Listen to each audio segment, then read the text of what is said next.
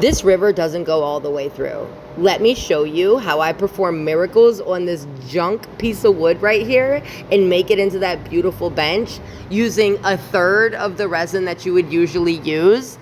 Let's get into it. All right, so this is a listing that I have on Etsy from when I first started doing resin. So these I made about 5 years ago. I've been in business almost, well, it's been 5.5 years, almost 6 years, right? So this is something that I came up with to use like a third of the resin that you would normally use and still have that beautiful river and be able to keep your prices down so that way you can compete with other listers and makers and sellers and still get that beautiful piece, right? So I am going to cut this down to size. But first, all right, so when you're working with tools like that, and if you don't have a dust extraction like that one, dust mask. All right, so the first thing that I do for this is I find my center, and you saw me doing that with a level and a carpenter square. I like to make a couple passes when I'm using my plunge saw just so that way I get a cleaner cut. I got this dust mask off Amazon because I severely needed an update, like an upgrade, because my other one was just dirty and nasty, and this one is freaking amazing. All right, so I flatten all of my stuff out with a router sled. I have a 20-inch planer, but I don't use it for that. I find that using my router sled and my plunge router and my flattening bit, I get a lot better results with the flattening. I am going to shape up this live edge, and I want to make this look clean. It doesn't really have a nice live edge on it. So I'm using a 40 grit flap disc and an angle grinder, and I'm gonna shape this into the shape that I want. Then I'm gonna put another attachment on my angle grinder, and that's how I'm gonna do the faux river. I'm gonna be using my cut saw shaping disc, and this is like a hard shaping wheel made out of carbide. So I am going to draw kind of what I want this to look like, and then I'll kind of just use my eye to like really accent the wood and keep the curves and just make it look pretty, okay? So after I get my lines in there, I know what I'm gonna be cutting out and what I'm gonna be keeping. So this is the disc, and I freaking love this thing. I can make a video showing you how to clean it up, but I use it more often than I ever thought that I would. I'm linking everything that I'm using in this video down below. I really like this disc because you don't gotta go with the grain. You can kind of just do whatever the heck you wanna do, and it'll remove all of the material that you want to remove. All right, so basically I'm getting my outline, and then I kind of just remove the waste in the inside. And I would say that I go down about 1/4 inch. I don't use a deep pour resin for this. I kind of just use resin that is almost yellowing, and I know it's going to be an opaque color. So this is kind of where I get rid of resin that needs to be used, right? So I also take it down the side. You see how I'm taking the river down the side? I don't want anybody to know this is a faux river, but I want it to look like a faux river. Does that make sense? All right, so I have to make a little half mold. It's like an open mold, and I'm doing that with some scrap wood that I had on hand, and I'm gonna caulk a dam. I always do 2 lines, so in case it sneaks back to the first line, I'm gonna stop it with the second one, hopefully, and that should work, right? I lined my wood, I lined the scrap wood with tuck tape. This tape, yes, and there's Melinda's hand. That's my girlfriend's hand.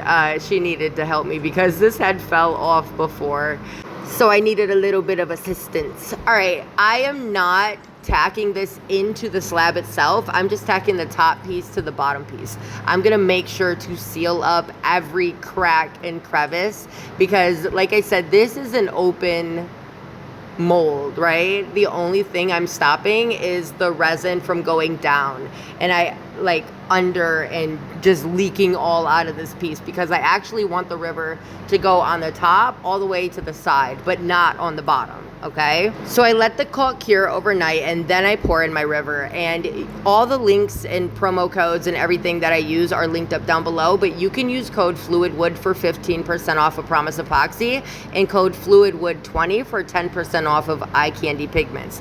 This color is called Zaffrey. I absolutely love this color. It's kind of like a cobalt blue. And there's Melinda again getting some sweet footage, and yes, I'm pouring one-handed and recording with the other hand, and I'm just gonna fill this up. So you want to make sure that your slab is level, so that way it's not gonna seep out of any ends like the sides or anything.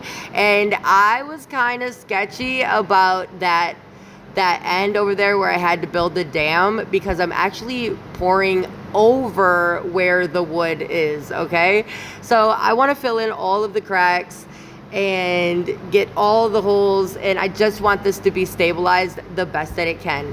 After that, I'm going to go through and I'm going to pop my bubbles. Like I said, I didn't use a deep pour for this. I actually used the tabletop resin, so this was cured the next day.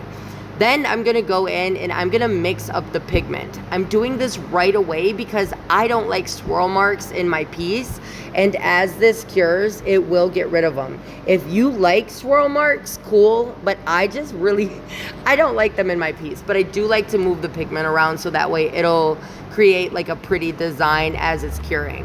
All right, so this is the next day. We're gonna get the caulk off, we're getting the mold out, and we got a lot of work to do right there. All right, so for the other end, you see right there where that crack is, I like to use this aluminum insulation tape. It's an all-weather tape, so it works really, really good on not leaking resin, right? So I'll link that up down below. And this is the Baco scraper, the infamous Baco scraper. I get so many questions about this. I use this on pretty much every single project that I do, whether it's wood or just resin. It works really good for knocking off sharp edges. And if you work with resin, then you know I cut my hands a lot on this stuff, right? So this scraper is really, really, really good scraper. And I'm not paid to say that. I mean, I'm an affiliate, but so if you click my link, I do get credit for you buying the scraper. And then it makes me able to continue making videos, because why else would I do it? All right, so I'm just gonna sand all of this down, and I'm starting with 80 grit and I'm going up to 220. On the bottom, I'm using Star Bond CA glue and the same color, Zaffrey, to color match the top and fill in any cracks on the bottom. And there's a big one right here on the side that I'm gonna open up. So whenever I have a crack like this, I like to open it up so that way I can stabilize it better than I would be able to if it was not opened up, right? So I'm gonna get the CA glue in there, and I'm using, like I said, color Zaffrey to color match and just kind of pull from the river onto the edge. And I thought that would be a really, really, really nice accent, and it worked really good. This resin right here, I cannot wait to talk about. It's not released yet. It's from Promise Epoxy. I can't wait I cannot wait for y'all to see it, but I removed this tape in 45 minutes. Freaking amazing. All right, I'm using my Surf Prep sander, and when I originally saw this sander, they use it for like furniture refurbishing and things like that. But as soon as I saw it and the way that the pad contours around the live edge, I knew. How many times have you lost your live edge or the shape because your sanding pad isn't soft enough or it doesn't contour enough? Look at this freaking sander. That is crazy. That is crazy to me. I had to get it. I had to get it. You can use code Nita for 10% off of Surf Prep. That thing is freaking amazing, and I use it way, way, way more than I thought I would. All right, so when it comes to flood coats, this is the first seal coat, and you're gonna do 1 ounce per square foot, okay? I do 2 seal coats and then a flood coat. And I'm not really gonna get into like the flood coats and the seal coats and all of that. I do 2 seal coats, and the purpose of those is to seal up the wood so that way you can get a flawless flood coat. If you're interested in learning how to get flawless flood coats, I actually have an e-course that shows you exactly how to do it. I have YouTube videos as well. They're kind of older. I need to redo them. But yeah, I got an e-course that breaks everything down and shows you exactly what role you play in getting a glass-like flawless freaking finish, okay? All right, so I like these shots right here. They're so satisfying to me. I love the fluidity of resin. I love my job. I love working with epoxy. I don't know, this is my passion. This is my whole soul right here. I just working with my hands and creating things. Like, you saw what this wood looked like in the beginning.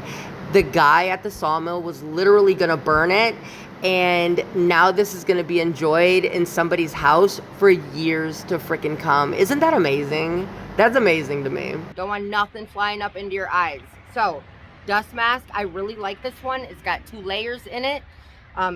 It works great for me. I had another one, but by the end of the day, I was like, it was not good. It was not, you don't even want to know. It wasn't good. All right, so what I'm gonna do is I'm gonna put this stuff on, and then I'm gonna go in and get these drips off. All right, so it's time to get the drips off. I've switched back to the 40 grit flap disc on my angle grinder, and I am just getting the aggressive drips off, and the reasoning is because it will rip your sanding pad, and I have a FESTOOL, and those things are like 50 bucks, and we don't want to do that. So if you don't have an angle grinder, you can actually get them for like 25, 30 bucks. You don't need a Makita. You don't. I got it because I can, and I wanted an upgrade, but I started with a like $25 one off of Amazon. Actually, I started with a $20 one from Walmart, and then like a $25 one from Amazon. So after you get your drips off, either with a file or a angle grinder, then you go in with your sander, and that is my favorite sander in the whole wide world. I love it. I will link it up down below. It has no vibration. It's just, it's so nice, and it gives you such a nice finish when you're polishing or doing anything else. I'm using Odie's oil. This is a wipe on, wipe off. It doesn't matter if your shop is dusty. It doesn't matter any of those things. And I'm using 16-inch hairpin legs. This is a bench. So this equals out to almost 18 inches after the width from the top. And I bulk order these legs. Like, I think I buy 12 at a time, and they're about $16 to $19 depending on when you're ordering, and if there's a coupon. I'll link them down below, the ones I like. I don't like all of them. Some of the welding jobs are really janky on there. Yes, I'm using the old school painter's tape trick on the drill bit. I do have drill stops. I don't care. I like this. So judge me if you will. Anyways, so I drill pilot holes. You never want to force the screws, or if you're doing threaded inserts, I'm not on these. This is a low price item on my Etsy, so I just do the screws unless somebody wants threaded inserts. And I'm putting my rubber bubby bumpers. What was that? Never mind. I got kids. I'm putting the rubber bumpers on there, or whatever they're called, the little feet. And here is the piece. Let me get my fingerprints off. Look at this thing. Oh my goodness. Look at the clouds and the trees in this. If you want to learn how to do flood coats, check out my e-courses. I break all of this down for you, every single thing. And I'm also adding a couple of more units, but you have lifetime access to it after you purchase. So whatever I add later will still be there when I add more stuff. Does that make sense? I don't think I made sense. Anyways, I have an Epoxy Resin 101 masterclass that if you know nothing about resin, I take you from absolute zero knowledge, and I get you ready, and I walk you through everything that you need to know, and 3 projects. We actually do a charcuterie board, a bloom, and some Petoskey coasters and keychains. It is so freaking cool. So I have a geode e-course. I have a bunch of stuff, and I want to do a woodworking one. So this bench right here and a desk, I'm going to turn into an e-course as well. All right, you guys, I appreciate you. Like, share, follow. What do you think about this bench? And my question for you is, what color did I use on the river?